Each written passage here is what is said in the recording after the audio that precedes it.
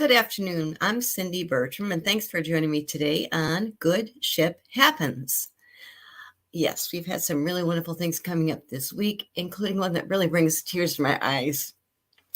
Cruise lines do a lot to help people, but in different ways. And something that just came up again with Carnival Cruise Line is the Carnival Spirit actually rescued 24 people stranded on a small boat. Yes. Sorry, it just makes me feel so good that they were able to do this.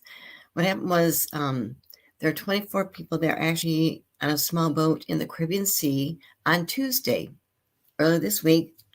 And the Carnival Spirit was actually at sea sailing towards Aruba, which is near the Dominican Republic and also Puerto Rico, when the ship's officers spotted a group in distress. And the crew was able to actually bring all 24 of those people on board safely. And the group was checked out by the ship's medical personnel, and they're found to be in good condition, which is great. And then, of course, they were able to coordinate a transfer at 3 p.m. The Coast Guard cutter actually arrived at the ship to actually complete the transfer near La Romania, Dominican Republic, and the Carnival Spirit then returned to its voyage.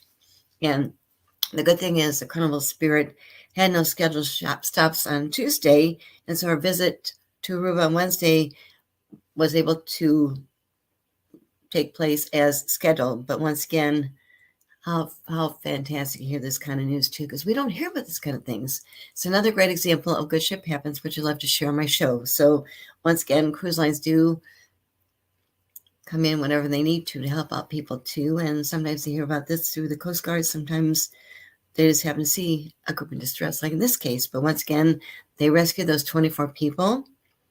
They were safe, which is great. And the cruise continued on. And then the Carnival Spirit was actually going to be returning to Port Miami actually tomorrow on April 15th. So that was a good story for me to share today. Good Ship Happens. Something else that is fun right now, especially we have a lot of anniversaries and birthdays and things coming up. One is actually with Holland America Line. And what they did was they actually are celebrating their 150th anniversary. Yes. What they did was they started doing some events last year to coincide with their actual anniversary date, which is actually coming up this next week on April 18th. They did this whole year with different types of things going on, special celebrations, shipboard events around the world. And once again, too, is with Holland America Line celebrating their 150th anniversary. What they did was their first ship years ago, 150 years, was the Rotterdam. They have another Rotterdam ship, and what they did was last fall, they had the Rotterdam actually sail from the Rotterdam, come to New York, where she docked. They did special events to kind of launch their 150th anniversary. But once again, as mentioned, her actual anniversary is coming up on April 18th. So what they did was right now, the Rotterdam is actually sailing from Rotterdam over to New York, and then she's going to be at New York on that date, and the Rotterdam, actually at 7, is going to arrive at the namesake, and which is great too. So what they're doing is the Rotterdam is actually going to arrive in their namesake Rotterdam in the Netherlands to celebrate with other dignitaries. Sorry, I got it confused, but once again, the Rotterdam is actually sailing right now to Rotterdam in the Netherlands, where they're going to celebrate things on April 18th next week, which is great. And they're going to have a lot of different events going on board. And that includes, of course, their president, Gus Antorich. He's going to be leading the celebration, which is great. Also, they're going to have different events. The Royal Highness Princess of the Netherlands and the godmother of the Rotterdam, and also the mayor of Rotterdam are going to be there too. Once again, it's just a great event to kind of celebrate their 150th year anniversary too. And also they're doing different special things too, but I thought it would be good to share that too, because once again, to think about cruise lines, you don't think that they've been around that long, but they have. And to actually celebrate 150th anniversary is really fantastic, or birthday too. So just want to share more about that too with you today. Something up coming in too is we have something else coming up too with Princess Cruises. What they're doing is they've got just announced this, and what they're doing is there are going to be 2 Princess cruise ships that are going to be based in the United Kingdom to celebrate the crowning of King Charles III next month, and that's going to be in May.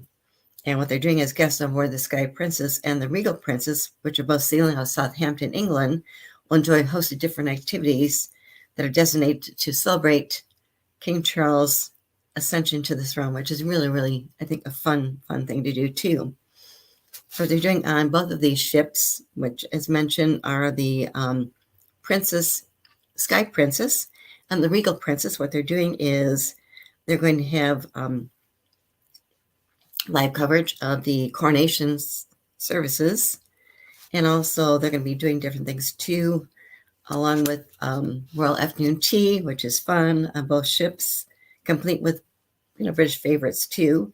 And then they're going to have guest speaker who is a former butler to the king. Grant Harold is going to be doing some things that's going to take place in the Regal Princess between May 3rd and then on to the 5th, and also then we'll be on the Sky Princess between May 6th and also the 13th. And as mentioned, Harold is actually a former British Royal Household member and a leading etiquette expert and a royal commentator and a broadcaster too, which is great too. So you think about these fun things going on with cruise ships and how they celebrate different things. That's kind of a fun thing too.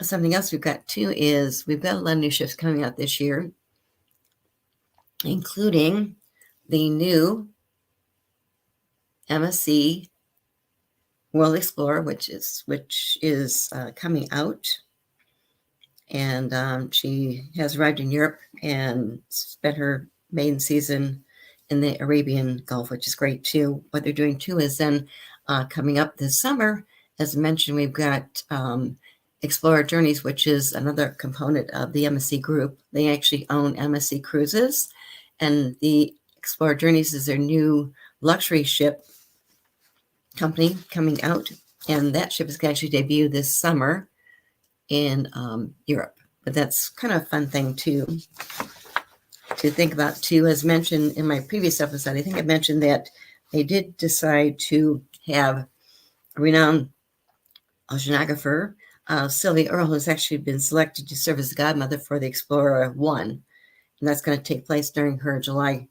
8th naming festivities in Civitavecchia, which is great too. So another fun thing to think about too, as far as new ships and the christenings and celebrating things too, whether it's a brand new ship or in the case of Holland America Line, celebrating their 150th anniversary, which is really, I think, a fantastic thing to think about too. As far as something else that came up too, we have a lot of wonderful food on board cruise ships. And one of the really fantastic chefs I've gotten to know over the years, it's Rudy Sodeman. He's actually head of the culinary arts for Holland America Line plus Princess Cruises. And what he's doing is, I met him several times. He's really a great person. I always tell people his cuisine is almost too pretty to eat. Yes, it's too pretty to eat. It's gorgeous. But what they're doing is they have a new restaurant that's coming soon to Princess Cruises, and it's going to be called, it's going to be, as a kind of a fun twist, it's going to be called The Catch by Rudy.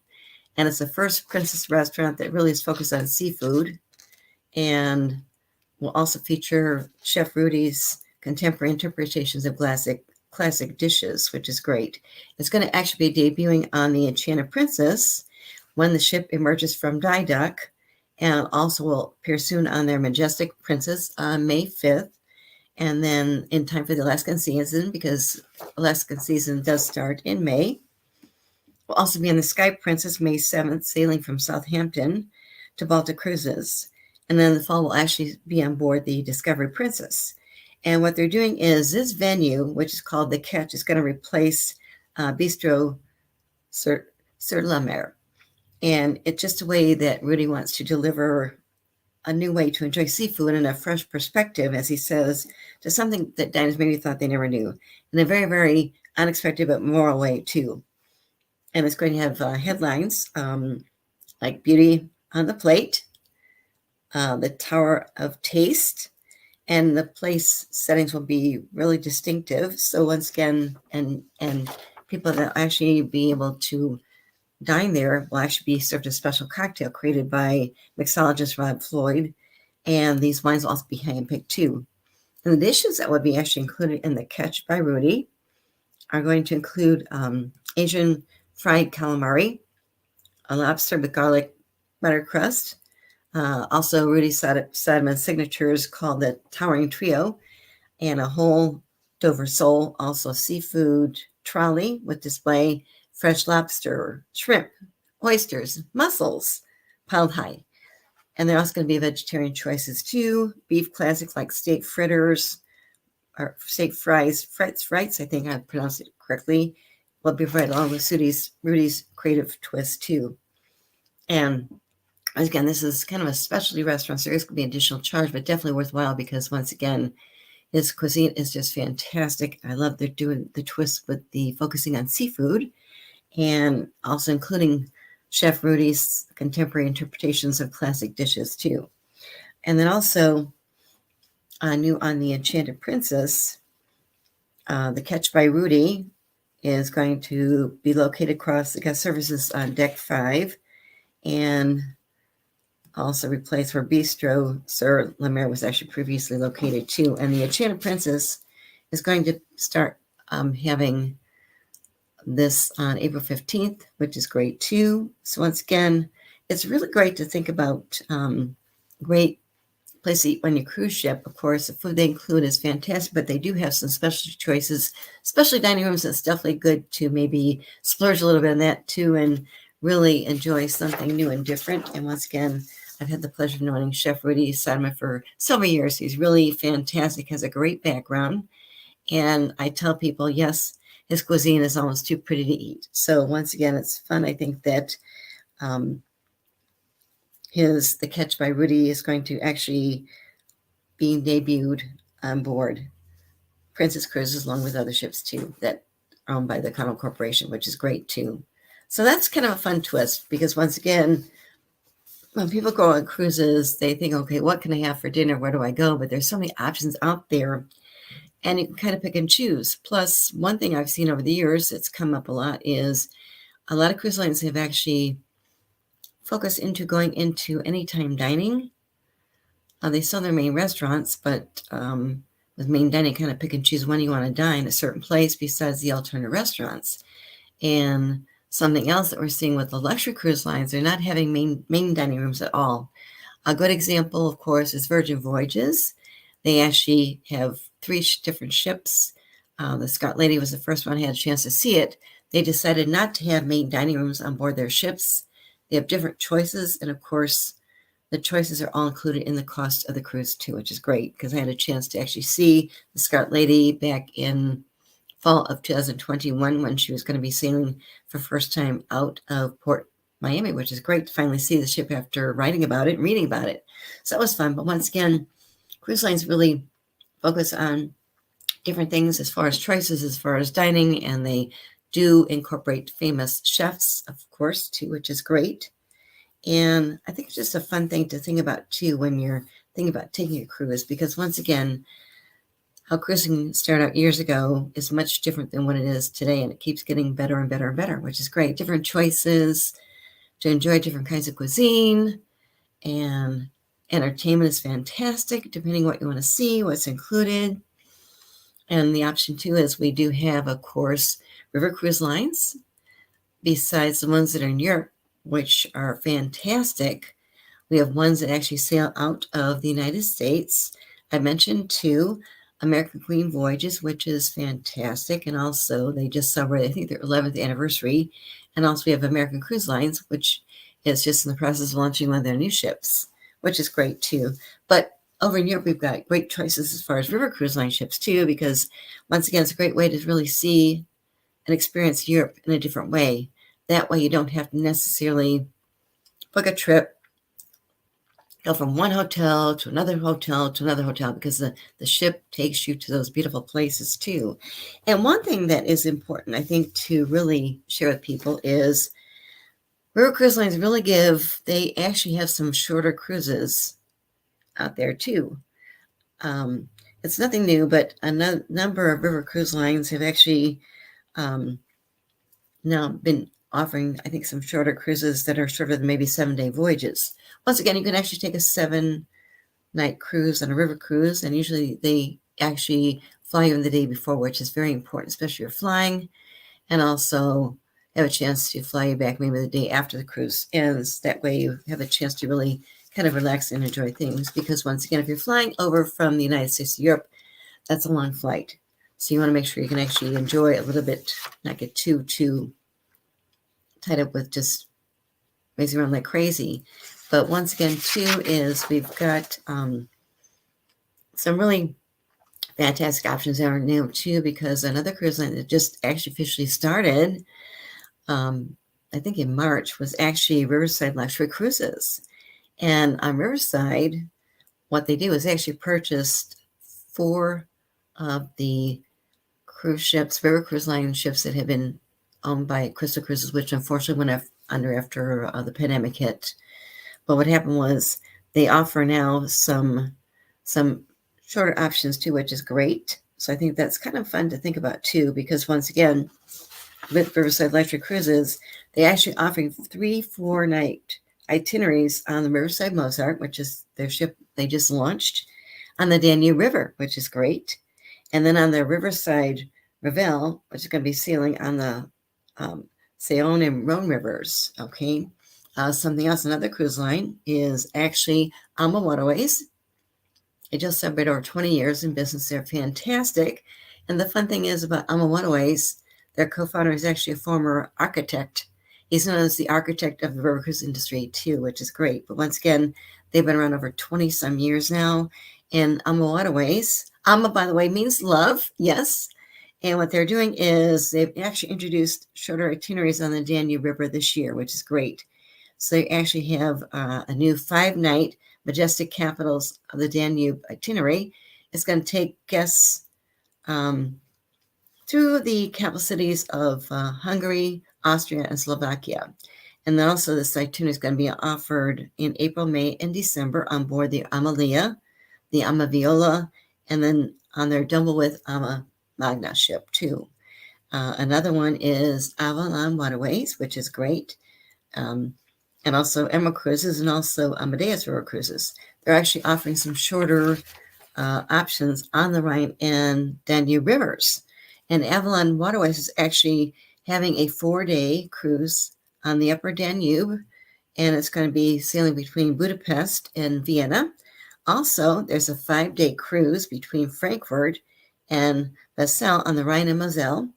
And then there's a 5-night holiday season cruise between Frankfurt and Basel, and it focuses on the Christmas markets in France's Alsace region and Germany. Also, Emerald Cruises has 2 5-day holiday cruises on the Danube, the Rhine, and Main rivers. And then Amadeus River Cruises has 2 5-day Advent cruise itineraries on the Rhine River between Cologne and Strasbourg. And also we're seeing, ironically too, I think it's good too, is some shorter river cruises in Egypt because they will sail on the Nile River, which is fantastic. I've not been there, but my parents had a chance to go there. But there's a relatively new cruise line called Historia Cruises, and they're one of the newest river cruise lines. They're actually going to be launching on the Nile River, and they're going to be offering a variety of shorter cruises too. So in addition of your 7-night cruises, round-trip cruises on the Nile, Historia's got 1-way, 3- and 4-night cruises that are going to be departing on Mondays and Fridays. And once again, just some options to think about too if you are thinking about maybe taking a river cruise, maybe over in Europe, because once again, it's a beautiful way to really experience Europe. Obviously, they still have the longer cruises too. Usually 7 nights or longer too, which is great. But there's a lot of choices out there too. So don't think you're missing out on anything. Just kind of keep that in mind too, because once again, river cruising is a really wonderful way to experience different places. You want to go that route rather than on the ocean too, which is great too, because there's so many choices out there too right now, and it's good to kind of provide you with different things going on right now. There's so many wonderful things going on because once again, I really like sharing these in Good Ship Happens every week too. Mark, did you have any questions for me or not?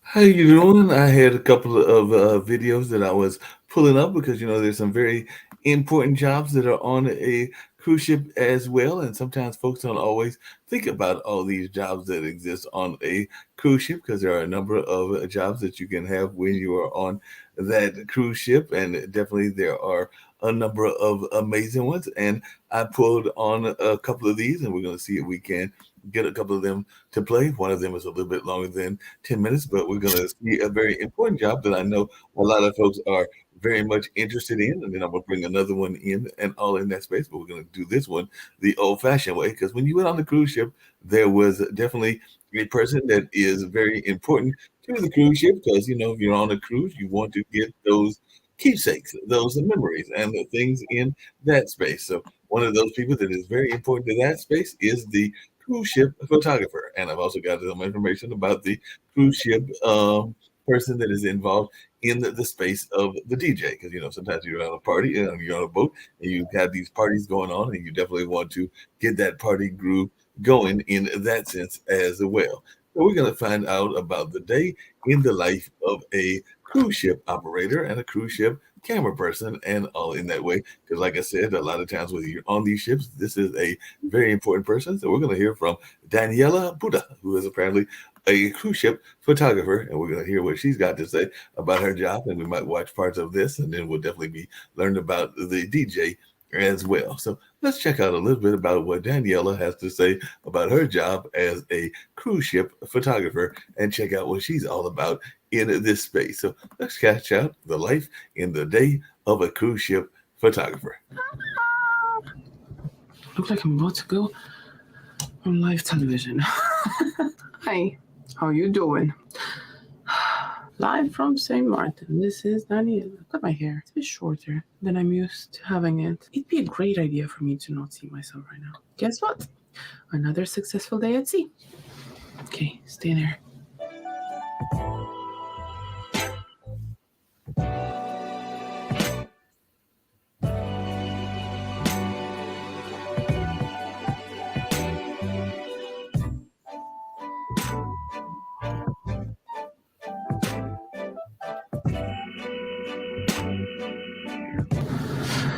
Can we take a moment to appreciate that I've got some peace and quiet for today's setup? And as much as I tried to fight against filming in my room, I really appreciate being out in port and being able to record myself in the cabin when it comes to the things and the messages that I want to put across. Beautiful day at sea in between the Dominican Republic, La Romana, and Philipsburg, St. Martin tomorrow. Just came back to my room after a day at work, and I was so mentally prepared to do this, but I've managed to smash a glass in the middle of my room just before. So after putting up a sweat to rub the carpet and clean the glass, we can now proceed to record this video. In Romania, it's presumed that broken glass brings good luck. So may we share this good luck together.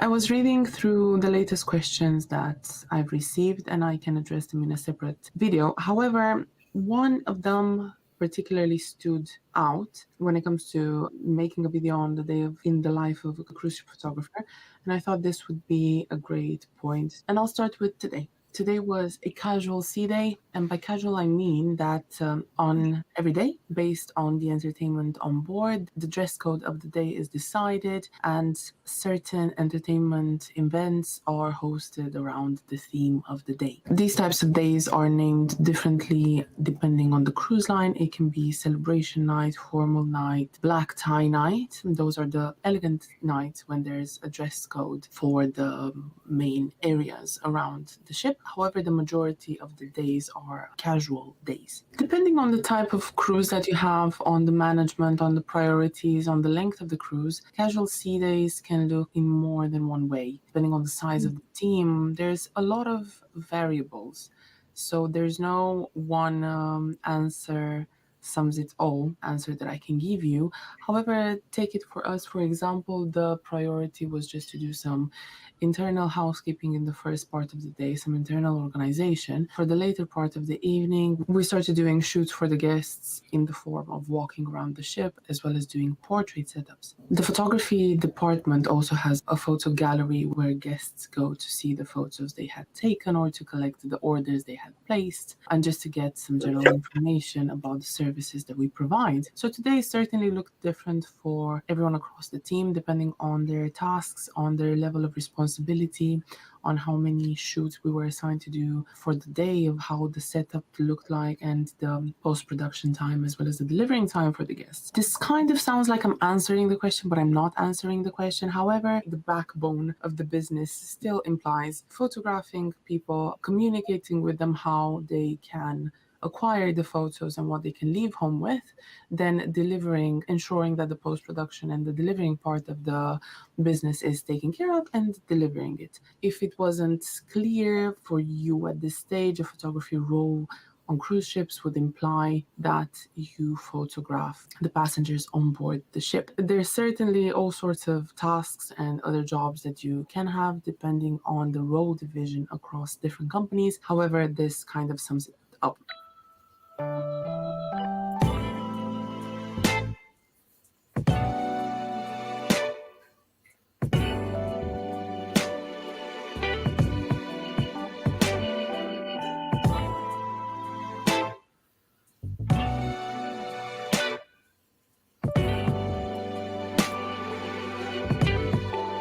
Now, if we've established that the process of photography is the same, it is very different to photography on land. I tend to compare a job in retail, for example, in shops. Let's take a beauty shop, for example, that has certain beauty products. Regardless of how different the roles of the sales assistant is, it is the same on land compared to ships. And I'm not comparing the lifestyle and everything behind the scenes. I'm just comparing having your shop floor with the products at hand and then serving the guests or selling the items to the guests.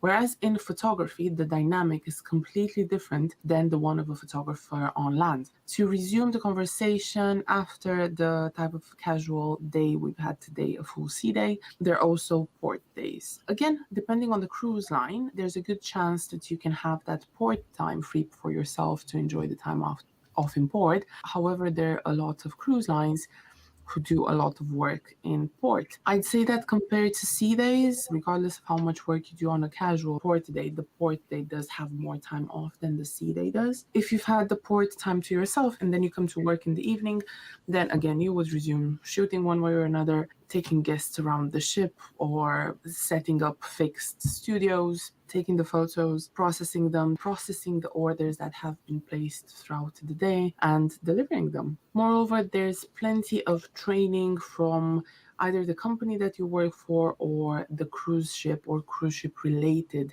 training that you need to attend. More than full sea days or casual port days, there are also the formal and celebration nights that I was telling you about. I cannot tell if this is across all cruise ships at all, but this type of days happen on all the ships that I have worked for. This formal sea days that I'm talking about refer more for the night period, for the evening. The first part of the sea day is a casual normal sea day. However, in the evening the entertainment turns a bit more formal. There's a dress code to the evening, which, long story short, if all the passengers around the ship dress up and they look very presentable and in a more festive mood, we are there to capture their photos. From my experience, these are consistently the most busy times for the photography department. Even if you've done wedding photography, I think formal nights can teach you something new and show you a different side of photography that you may have not known before. I hope this painted a picture of how a day in the life of a photographer can look like, but it's important to remember that this is on repeat for anywhere between 4 to 9 months, depending on the length of the contract that you have.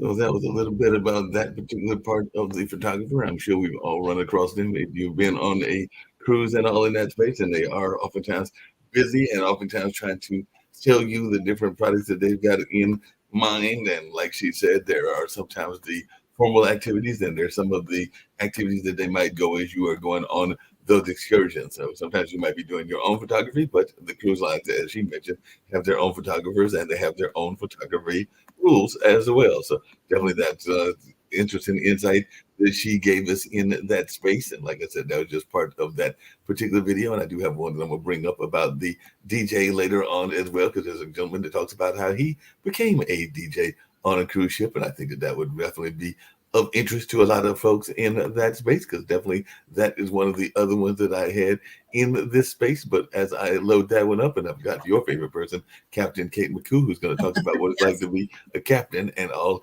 in that space and everything. But what was your own observations of working with the ship photographers? Because like I said, they are oftentimes on the boat just like the art salesman, and they definitely are trying to get you some keepsakes. And sometimes people want the more professional aspects versus the one that they might get from their personal cameras, even though there are some professional photographers that went. As I was telling you, my good friend Martin Freed just came back from a cruise that he went on with his wife, his 2 sons, and the sons' significant others of the time. So it was about 6 of them that just came back off of a Norwegian cruise. And I'm sure that Martin took some amazing photographs. He actually sent me some, and I may have them ready to show on the network, if not later on today, definitely on next week, because he definitely sent me some of the pictures that they took as they went, I think, to the Dominican Republic, Aruba, and some of the other Latin American and Caribbean kind of areas. So definitely he is one of those folks that doesn't always go on the beaten path. So he might have done some excursions, but I'm sure he also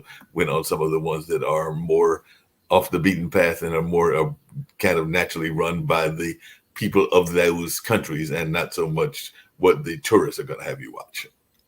Right. Because once again, too, is, I mean, people take selfies all the time. Come on.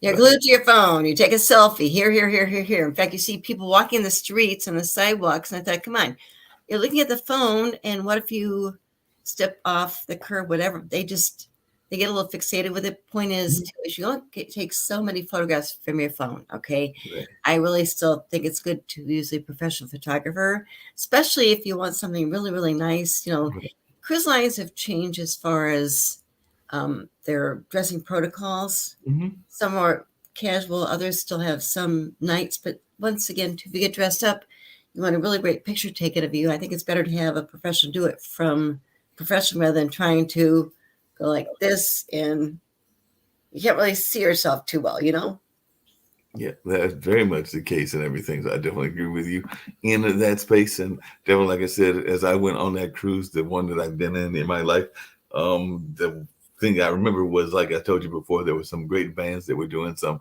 R&B type covers, and I had the pleasure of reading some of those musicians. I think some of them have even had some fame or had been part of other groups and all in that way. But I also did get a chance to talk a couple of times because of my own radio background to the DJs. And yes, the DJs have to keep that party going, whether it's on the pool side of a cruise or whether it's on the different clubs that exist in the cruises. So there was oftentimes multiple DJs. I think I had the pleasure of talking to about 2 of them on the cruise that I went on in that space. Like I said, I actually just saw the program that of the part of the trip that I did not get to go to, because I want to say that a lot of times the cruises will have those islands that they own, and I think the one we went on was Half Moon Bay or something like that, but we didn't actually get to go to that because there was the turbulent weather. So the cruise just kind of like the boat went around and then went on to coming back to the port where it came from and all in that space. But it was okay with you, and this is another one that's a little bit lengthy, but I think it's a good one because we're going to get to hear some music. So let's see how this particular gentleman got his job as a DJ. Great. What's up, everybody? DJ A-Rock. I'm inside the nightclub. I was going to try to shoot this vlog up on the Lido deck, under the sun, with the fun, with the funnel behind me, so on. but the weather just was not going to handle, just way too windy up on deck 11 and 12 of the cruise ship. So I'm inside the nightclub right now, Liquid Nightclub, on board the Carnival Breeze. So every single week I get asked the same question from a lot of guests. Most of them are DJs. Number one question I get: how did I get a job on a cruise ship? So in this vlog, I want to talk about how I got started working for Carnival Cruise Line 5 years as of 2 weeks ago. So now with the company for 5 years. So, you know, people always like, how did you get the job and what do I need to get a job working on a cruise line? Now, I can only answer for the cruise line I work for. I don't work for any other cruise line. I'm subcontracting by I exclusively work for Carnival Cruise Line. So number one question is, how did I get the job on board the cruise ship? Actually, it's very simple. Attended the DJ Expo in Atlantic City going on 6 years ago. And they had open interviews for DJs. And I just said, you know what, why not? Let's try it out. Attended the open interviews. Fortunate enough, I had just came off a cruise, so I knew kind of what they were looking for from a DJ. Now, I have over 20 years of DJing experience, from doing weddings to hosting concerts to DJing concerts to MCing parades and so much more, from festivals and more. So I got a nice background, 20 years experience of DJing.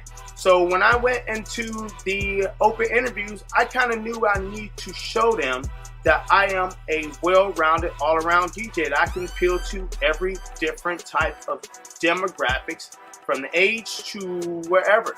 So on board this ship, we have 4,700 people on board, ranging from the age 6 months to 106 years old. All right, so that lets you know what you got to appeal to. So did the open interview, they called me up, I got hired. Here I am 5 years later working for Carnival Cruise Line. Now, what do you need to work on a cruise ship? Number one thing you need to work on a cruise ship: a passport. You gotta have a passport. This is a worldwide corporation. They have ports in Australia, Hawaii, Alaska, Canada, Europe, and so many states in the US. But you gotta have a passport to travel. Why? Because we go to all these Caribbean islands. So you got to be able to prove documentation of where you're from, where you live at, and so on. So you got to have a passport. Number two, you got to have a press kit. You got to have some kind of resume, some kind of digital resume to show the highlights of your DJ career, what you are good at, how long you've been doing it for, where you have worked at, past venues, past residencies, what you have done. All right. 3, you need to have a video.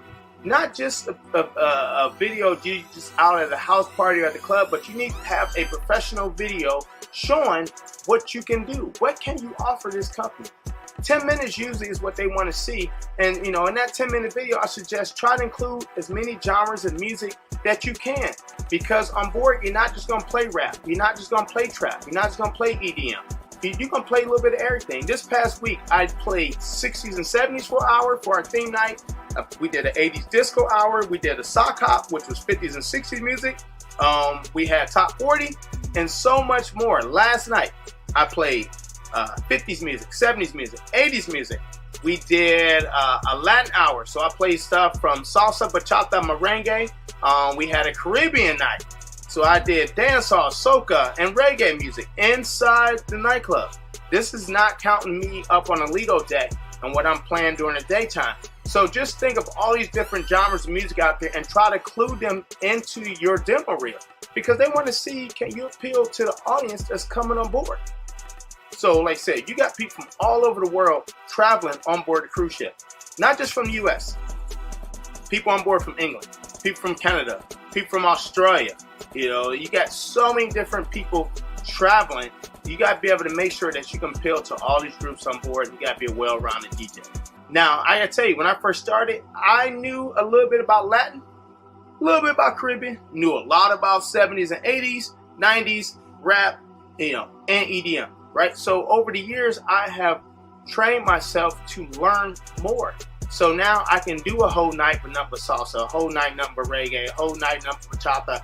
I can do a Caribbean set for an hour, 2 hours inside the nightclub playing dancehall and soca. You know, so you got to be able to appeal to the crowd that's attending the club.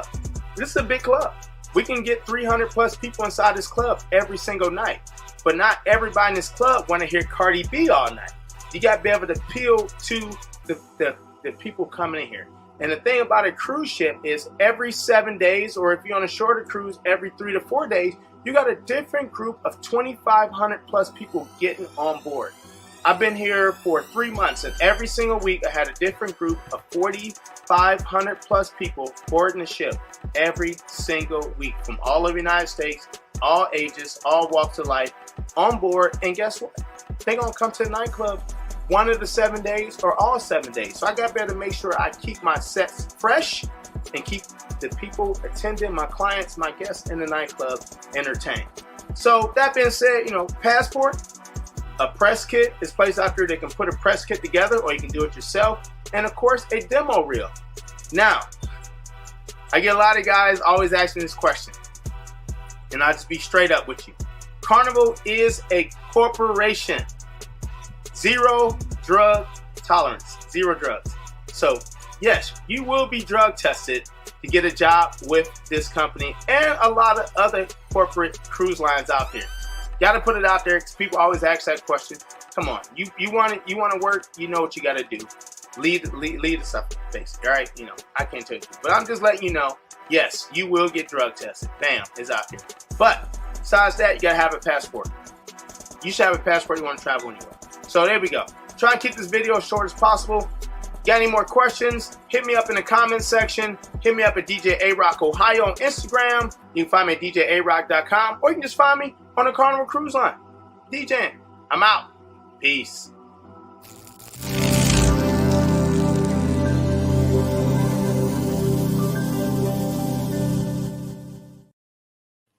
That was the DJ tell you how he got the job, and even showed a little bit of the backdrop in the background. And you saw a couple of people getting their dance groove on, and like he was out of Ohio, but I do know there are DJs from all over the country and all over the world to get those jobs. And like he said, you got to know what the ramifications are. So if you've been involved in certain parts of culture, you need to leave those parts of culture alone, because like he said, they will drug test, and they will probably test even for alcohol and other things, because there are certain rules that you've got to abide by in those corporate settings, as he made very clear, and those rules are very much in effect. So you just can't think that you're going to be able to do what you did in your college circuit and some of your other circuits and get the job that you want if you want that job. And like you said, you definitely need to have that passport and all in that space. But the DJ is an important part of the cruise. I know when I went, they definitely had the folks over there dancing and grooving. I even got my dance feet going a couple of times and everything. So you definitely got to get those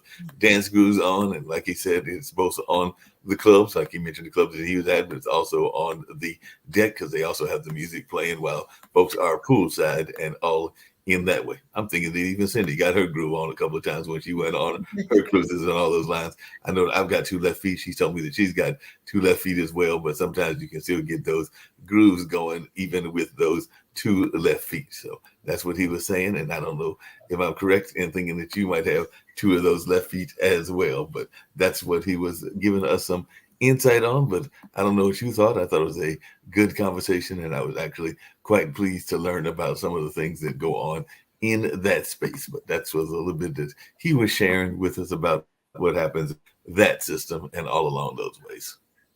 That's great, though, because once again, the music varies so much, and the thing is, it's not just one style music. No. You vary the music according to the venue, whatever, and there's so many different choices out there. One thing I really like, too, is sometimes they'll do things outdoors, which is great. It's just, really just wonderful to be actually relaxing when you're in a chair and you're seeing the ocean, listening to music. And they got different specialty music things going on, too, besides, their nightclub things, too. So once again, it's just kind of great to really think about different options as far as the kind of music that you like to enjoy, because you can do it on a ship. Yes. You can do it on a ship. That can be your job on the ship. Maybe you did it as he did at a club. He said he used to do it on festivals and in a number of other places, but he actually has the job now for a few years on the ship and all in that space. So definitely it is something that folks might want to consider if they've already been in that space, that they might want to look at having a cruise job. And that could be another way to see the world and see what the world is all about. But like I said, I do have that other person that is one of your favorites and everybody. And she's Yes. oftentimes asked how she rides or drives a boat and how she does it when she's also walking around. And she explains that in this episode of her own segment and everything. So we're going to hear Yes. from Captain Kate McClue, and she talks about some of the people that help her out as she goes around and some of the various jobs that are needed. Because sometimes while she's doing her what do you call it, ambassadorship kind of part of the job title, there are other people that are actually running the ship and helping the ship move. And she talks about those folks in this particular video that she provided as well. So if it's all right with you, we're going to see this one as well. I love Captain Kate. She's beautiful. She's in my second book. I met her. Mhm. When I met her, she wasn't driving the ship, okay? Right. She was on the Celebrity Edge of Christening Cruise. They had different captains, of course, besides the actual captain of that specific ship, too. But second day, they took us out to sea, and I thought I saw her swing in a chair. So I went over and I said, "Are you Captain Kate McChance?" She is, "Yes, I am. Yes, I am." And I have my picture taken with her, too, which is great. But she is such an energetic person, just down to earth, gorgeous, amazing person. And just, she is still the only American woman captain of a cruise line ship. Well, let's check out what Captain has to say about her job and some of the people that help her in that job. Great. When we're underway and I walk around the ship, one of the questions I get asked all the time is, if you're here, who's driving the ship? And the answer is the officer of the watch. We have a minimum of 3 very qualified and licensed officers manning the bridge at all times. 3 different teams rotate every 4 hours on and 8 hours off. The teams are made up of an officer of the watch, assistant officer of the watch, and a quartermaster or lookout. The terms steering, navigating, maneuvering, or just to keep it in layman's term, driving is used. There are several different methods that we use to quote-unquote drive. The first, and what everyone is interested in, is always the ship's wheel or helm. Surprising to most, it's smaller than the wheel in your car. It doesn't have to be the gigantic wooden wheel with spokes of back in the day, because today everything is electronically linked. It's still made out of wood though, at least on the edge. The wheel is usually used when we pick up the pilot until we're close to the pier, and then again after we've left the pier until we drop the pilot off. A smaller version of the wheel is, you guessed it, called the mini wheel. It's the same idea as the helm. Turn the wheel to port and the ship will go to the left. Turn the wheel to starboard and the ship will go to the right. The third method is the ECDIS, which is basically a digitized chart computer system which has replaced paper charts. There are no longer paper charts used for navigation on any of our Celebrity ships. In the ECDIS system, we can plan a specific route, double check it and make sure that it doesn't pass over any land, and when we engage the system, the computer will keep us on the red dotted line or track, plus or minus 5 meters at all times. Because it's so precise and the ship is constantly adjusting to stay on the track, it means that it's not the most fuel-efficient option. For that reason, we tend to use the autopilot more often. The officer of the watch puts in the heading they want to steer, and the ship will maintain that heading. But the wind and the currents could affect the actual course by pushing the ship further away from the track, so the officer of the watch must monitor it to ensure that we're still on the intended track that we want to be. Once we get to a port, that's when the real fun begins. Most people assume that the pilot does the docking and undocking of the ship. The pilot's role in navigation on board comes up frequently. We take pilots coming and going from the ports of call. When the ship is approaching a port, we open the same shell door on the side of the ship, usually around where the gangway is located, and we put out a ladder and the pilot climbs on. We bring them up to the bridge, give them a briefing on the status of the ship, and make them part of our team. They in turn provide us with information about the port, including weather, tides, currents, mooring arrangements, expected traffic, and any updates to navigation aids, for example, if they've moved a buoy. Once we're alongside, the pilot will disembark and then come back again just before departure. The pilot boat will follow the ship out and take the pilot off safely after we've left the pier and past the sea buoy. When it comes to the actual maneuvers of the ship's docking and undocking, we split these maneuvers between our own bridge officers because it's kind of the most fun part of the job besides blowing the horn, obviously. I'll take 40 to 50% of the maneuvers, and the remaining 50 to 60% I assign to everyone from the second in command, which is our staff captain, to the third officer, so that they have the experience of docking and undocking the ship. That way, by the time the most junior officer will reach the position as master, they have hundreds of maneuvers under their belts. When we approach the pier, the bridge officer who will perform the docking will take the con or the conduct from the pilot. Then we switch to maneuvering mode, which gives us individualized control of the ship's propulsion, which in our case are the azipods or azimuthing propellers. What that means is that they rotate a full 360 degrees, so we don't need stern thrusters. We have a lot of power at our disposal. The Celebrity Edge has a total of nearly 72,000 horsepower, and each of our 4 bow thrusters is around 4,800 horsepower. That's right, we go around beating our chest a lot. It also means that we don't need tugs to assist unless the weather is really not cooperating, with excessive winds usually above 35 knots on the side of the ship. That's when we'll take a tugboat because it's affordable insurance. With all that power and the enormous responsibility, we have a little something special to assist the officer that you won't find on all ships, and that is Bug Naked, also known as the maneuvering support animal. She has a keen sense and loves to stand beside whoever is doing the maneuver, and I've had officers tell me that she absorbs the anxiety that comes with the pressure of performing for the first time. Now, in some of the ports, we can't dock because maybe there isn't a pier. We have the option to drop the anchor, or we can use the DP, or Dynamic Position System. The DP uses GPS and a computer that synchronizes the propellers and thrusters to keep us exactly where we want to stay without having to put an anchor on the ocean bed. The system will fight against the elements to keep us in that exact location until we're ready to leave. We can maneuver using all methods from the center cockpit, but when we're close to the pier, we can transfer the controls to either the port or starboard bridge wings, since they have identical equipment, and we can keep an eye on the side of the ship when we're coming alongside or departing the pier. One of the most satisfying aspects of maneuvering a ship like Celebrity Edge is being part of the junior officer's experience and success. We celebrate each of the firsts by giving them a memento to remember it by. Something along the lines of a key to the ship in the form of a keychain, because there really isn't a key to start the ship, or a license plate from the port of call that they've just done the maneuver, because you should never forget your first. And that, ladies and gentlemen, is how we drive. Stay tuned for the next episode of How I See It, where we'll take a closer look at the Azipods. And until then, this is your captain, wishing you fair winds and following seas. Oh, I love that. Yeah. I love that. Yeah. Such a great Okay. informational type thing too. And as mentioned, I actually met her when I was sailing the Christening of the Celebrity Edge. She wasn't actually the captain of that ship. She was captain of one of the other Celebrity Cruise Line ships, but this is actually a picture I took of her. Wow. Yep, that's her.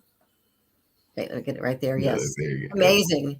Then I have a picture taken with her and somebody else. It was really great to finally meet her after reading about her and writing about her like crazy, and just such a phenomenal person. And the thing is, she took her background real quick too, how she got into navigating ships. She took a cruise with her parents when she was 12 years old with her family and came back and told her dad, when I grow up, Dad, I want to be a cruise director. Okay. Her dad said, Kate, you can do anything you want to do. She got into the Maritime Academy, graduated, had a hard time getting a job. So she actually applied to be a bartender on a cruise line ship. And they saw credentials. They got her in the door. And then she moved up, and then she became captain with Celebrity Cruises in 2015, which is great. So just amazing person, just a great person. And Bug Naked is her cat. Yep. Okay? Yes. He sails with her and helps her out a lot too. So that's good. It seems like he's also a support animal for some of the other cruise mates as well. So definitely that was one of the things she was talking about, is how Bug Naked Yes. apparently helps with some of the other things that are going on in the cruise line, and definitely helps Yes. with making sure that the other staff members are in a comfortable place. So we definitely need those support animals and all in that line. Like I said, I do have those pictures. I hope I'm going to get them up to date, but maybe we'll have them Right. up next week from my friend Martin's cruise and all in that Yes. space. But in the meantime, I do know that sometimes when you go on these cruises, you get to go see some very exotic and wonderful places. So one of them Right. was actually involving the area around Istanbul, and another was involving some areas around another part of like one of the religious symbols or systems that exist in the world. But I think that you will really enjoy this shorter video from Viking about some of the places that they go, including around Istanbul and all in that space. So as we get ready to wind down shortly, I think that folks will enjoy this particular one that is going to come to us and share some wisdom about what happens if you go on the Viking Oceans cruise and get to travel and see this part of Turkey. So let's check this out. Step into the darkness and let your eyes adjust. What you'll see is a treasure that's been tucked away below the streets of Istanbul for centuries. The remarkable Basilica Cistern. Created as a sanctuary for water, the Basilica Cistern was carved from the earth by 7,000 slaves in 532 AD. This cavernous basin once held nearly 80,000 cubic meters of water. When the water disappeared, 2 stone sculptures of Medusa were revealed, the hair alive with venomous snakes. Who put them here and why, we may never know. But there's another treasure beckoning from the Basilica Cistern's shadowy depths. Deep in this forest of pillars, a hauntingly beautiful one stands alone. Known as the Column of Tears, this intricately carved roof support is said to bring good fortune, but only to those who pass a test of skill. If you put your thumb into this hole and manage to complete a 360-degree spin of your hand, your wish is granted. The Basilica Cistern is a fascinating part of Istanbul history. It's an intriguing masterpiece, especially considering its creators believed that once finished, it would be flooded with water and never seen again. Istanbul is rich in cultural treasures. I hope you'll go out and explore more of this vibrant city. Beautiful. Imagine I going love in- the music too. The music just kind of really pulls you in, plus all the visual things too, because it's one place I would like to see a lot of too. It just seems so beautiful. Yeah, it's very beautiful. And like I said, it captured your attention, and that is one of the stops that you can make if you're going on that particular cruise, that you can go and visit Istanbul. And there was another one that I think you get to visit some of the more religious, iconic places and all in that space. So that's the last video. I had another one about the music that was composed, but we'll save that one for next week and everything. But this is one about another Viking Ocean and another kind of touristing thing that you can go and enjoy. And I think it's got some great music as well. So before I turn it over to you for the closeout, let's catch this one as well. Istanbul. For centuries, it's been a place of common ground for 2 continents. This is where Europe meets Asia and Christianity meets Islam. And at its heart, a timeless sentinel. While foreigners know this as the Blue Mosque, the real name is Sultan Ahmed Mosque. I found the magnificence of this place immediately brought me to a whisper. Details reveal themselves slowly, like pages from a treasured book. And because this is an active mosque, it offers a fascinating window into a culture few Westerners know well. Look closely. You'll notice how the intricate pattern in the carpet doubles as a guide, helping the faithful align with others for prayer. How worshippers wash 3 times, known as ablution, before entering. And how once inside, there is absolute focus. We have to have intention. You have to face the direction of Qibla and you're going to say, Allahu Akbar. The man like this and the woman like this. Like this. It means I put everything my own plans, my business, everything behind. Right now I am in front of Allah. I'm the consciousness. Yes. So it's called khushu'. The Sultan Ahmed Mosque is an important bridge of understanding between cultures. While the immense cascading domes were impressive, as were the 20,000 beautiful ceramic tiles and the 200 stained glass windows, what most caught my attention was the welcoming ambiance, the joy and even playfulness of everyone I met here. This is a place of sharing I'll always remember. It is so important. Muslim, Christian, we welcome everyone. Come, immerse yourself in the beauty and spirit of the Sultan Ahmed Mosque. Let us share with you the heart of this enduring masterpiece. Once again, beautiful music and the vision and beautiful Beautiful photographs. music, beautiful vision, and like you said a couple of times, when you go on the cruises, there's a lot going on the boats, but then you can also get to stop at the ports, and sometimes you get to go on these great historical stops, like you can do on those two stops in Istanbul and everything. So they definitely have times that you can go and check out the ports and all in that space, and sometimes go on these historical excursions. Right. And once again, it's just expanding too, because once again, we're seeing some more luxury cruise lines doing Antarctica, which is great. But also one thing that came up recently, AMA Waterways. They're been around for, I think, 22 years now. They actually started 2002. They got the plan together, but they're very successful. And of course, the name AMA Waterways, AMA means love. Yeah. Okay. And great company, family owned, been around for going in their 22nd year. What they did was they have beautiful ships, and Rudy Schreiner, the president, co-founder, is actually on the architect of the river cruise industry too. He's a former architect. But what happened was they just announced they're launching some new river cruises in the Columbia on the Magdalena River next year in 2024. Oh. And originally they were going to have one riverboat sailing there, but now they're going to have two different vessels, which is great.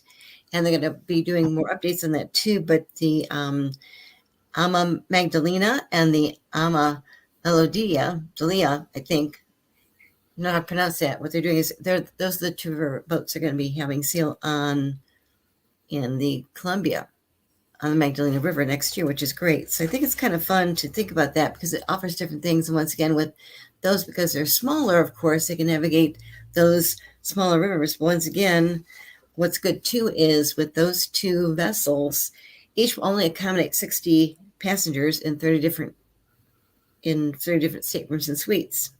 And it looks like they're doing more discount fares. I know that I get a email on a regular basis from a thing called Vacations to Go, and all in that space. And I saw that Holland America was offering those that are part of the Vacation to Go newsletter or email lists and everything, discounts of up to 66% and shipboard credits of up to $100 per cabin, or a variety of popular itineraries visiting Alaska, Mexico, the Panama Canal, the Caribbean, and more. And Royal Caribbean was offering a similar discount. I think theirs was up to 87%. And they were also giving exclusive pricing, and you had to book by January 31st. And I also saw that both Norwegian and Celebrity were doing similar types of sales, and all in that space. I think Norwegian's was for selected departures in Alaska, Europe, and more.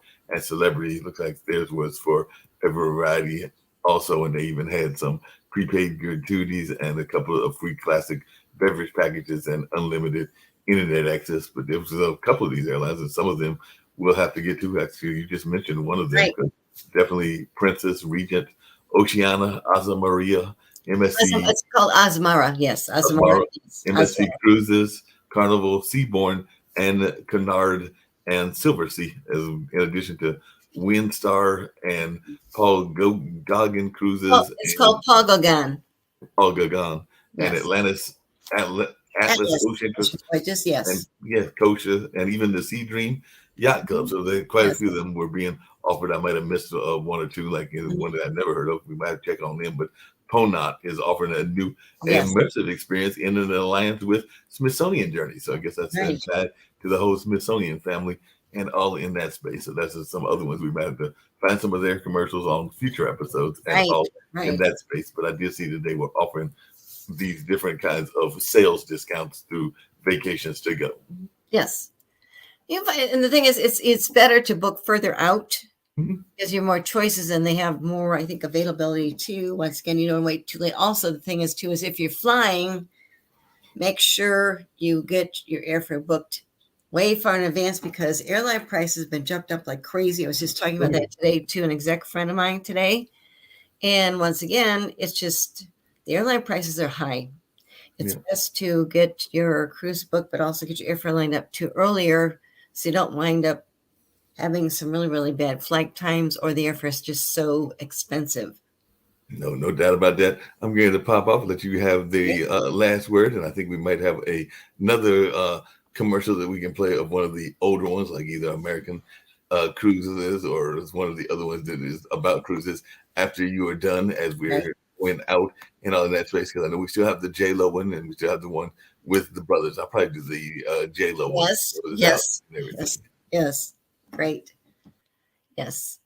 But going back to more new ships, one thing that comes up too is we have a lot of new ships coming out this year. We don't have enough time to really cover more about new ships too much. I'll talk about more of that in my next week's episode. But once again, besides the Carnival Ascent, which has the 2 co-captains, which are brothers, coming out this fall, another one we've got coming out is Resilient Lady, which is actually with Virgin Voyages. And that's the one that Jennifer Lopez is kind of one of their spokespersons for, but it's their 3rd ship, and she's actually going to be launching this May, and she'll be starting from Athens, Greece, and then going on to Australia. But Resilient Lady is the name of that new Virgin Voyages ship, okay, which is great. We've got new ones coming out too, and it's too much to share right now at the end of my episode, but once again, I'll share more about these in my next episode. So once again, thank you so much for joining me today on Good Ship Happens. I'm Cindy Bertram, and look forward to more updates because next week I'll be able to see the MSC Meraviglia. It's MSC Cruises. It's one of the newer ships. What they're doing is right now she's sailing from Europe, and she's actually going to be sailing to New York City, where she's going to be actually sailing from year-round.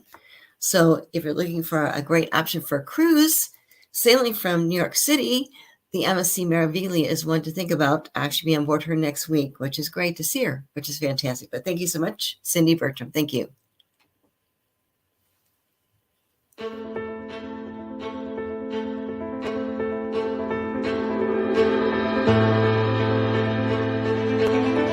I'm Dr. Sylvia Earle, a marine biologist, oceanographer, explorer, and I'm passionate about the protection of this blue planet. I grew up next to the ocean in the Gulf of Mexico, and I've witnessed how much the ocean has changed and how marine life has been endangered. But I know there is still time to help the ocean, which is why I was drawn to the Aponte family's sustainability mission. Explorer Journeys has a genuine ambition to connect people with the wonders of the sea, its marine life, its communities, spiritually, physically, and intellectually. We share the same values and have the same objectives to deepen people's relationship with the ocean, to explore, protect, and restore. Explorer Journeys calls it the ocean state of mind, a sensibility that will ensure the protection of this precious blue planet.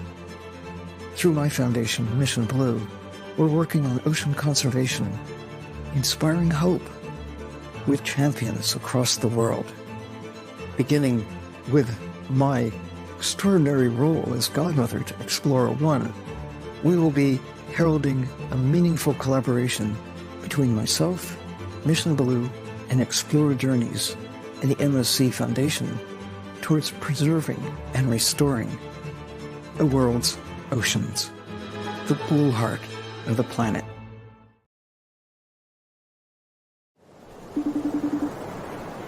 Hi, Richard. How you doing?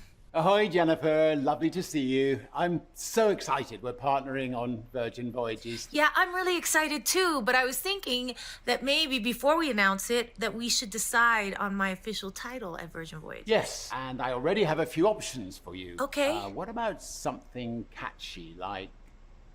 Don't be fooled by the ship that I got. I'm now Jenny from the dock. Okay. Dame Jennifer Lopez. Isn't there like a paperwork and like a sword involved? Supreme Goddess of Mermaids. You know what? Let's just tackle the title thing later. I'm just excited to share our gorgeous ships with the whole world. Okay. Look, I'll brainstorm a little more and catch up soon on it. Mermaid in Manhattan?